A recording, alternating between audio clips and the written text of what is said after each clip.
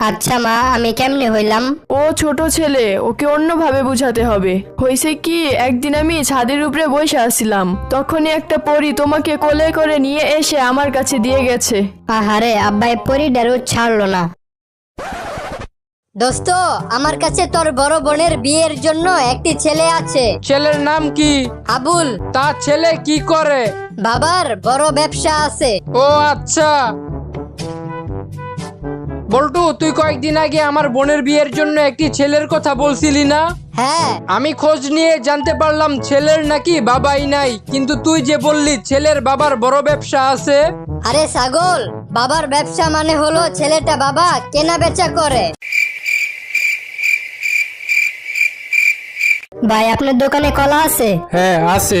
একটা কলার দাম কত? 10 টাকা। ভাই, আমি 7 টাকা দিব, আপনি কি কলাটা দিবেন? দূর মিয়া, আপনি শুধু 7 টাকা দিয়ে কলার চুলকা পাইবেন। তাইলে এক কাজ করেন ভাই, আপনি কলার চুল কাটা রাইখা 3 টাকা দিয়ে আমারে কলার ভেতরের টুকু দিয়ে দেন।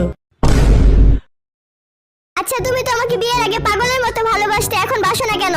কারণ এখন আমি সুস্থ হয়ে গেছি। আমি ওয়াদা করেছি আমি আর কখনো বাজি ধরবো না। আমি জানি তুই এই ওয়াদা পালন করতে পারবি না। কি বললি? আমি এই ওয়াদা পালন করতে পারবো না? আচ্ছা বল, কত টাকার বাজি ধরবি? আজকে রাস্তায় একটা 100 টাকার নোট পাইছিলাম। তোর ভাগ্য তো অনেক ভালো। আরে না, টাকাটা জাল ছিল তাই ফেলে দিয়েছি। তুই কেমনে বুঝলি টাকাটা জাল ছিল? ওই টাকাতে একের পর 3টা শূন্য লেখা ছিল। জীবনে দেখছো 100 টাকার নোটে একের পর 3টা শূন্য থাকে? 100 টাকার নোটে তো একের পর 2টা শূন্য থাকে। স্যার, কালকে আমি আপনাকে সেলুনে ঢুকতে দেখছিলাম। ও তাই নাকি? হ্যাঁ স্যার, আমার একটা জিনিস জানতে ইচ্ছা করতেছে। কি জিনিস? আপনার তো মাথায় চুলও নাই, আবার মুখে দাড়িও নাই, তাহলে আপনি সেলুনে কি কাটাইতে গেছিলেন?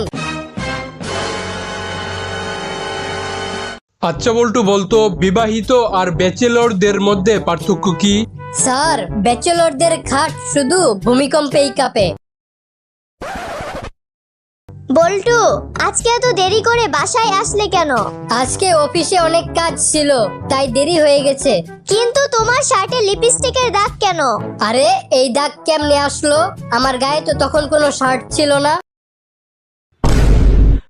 জানোস দোস্ত, আজকে আমার সর্বনাশ হয়ে গেছে। কি হয়েছে?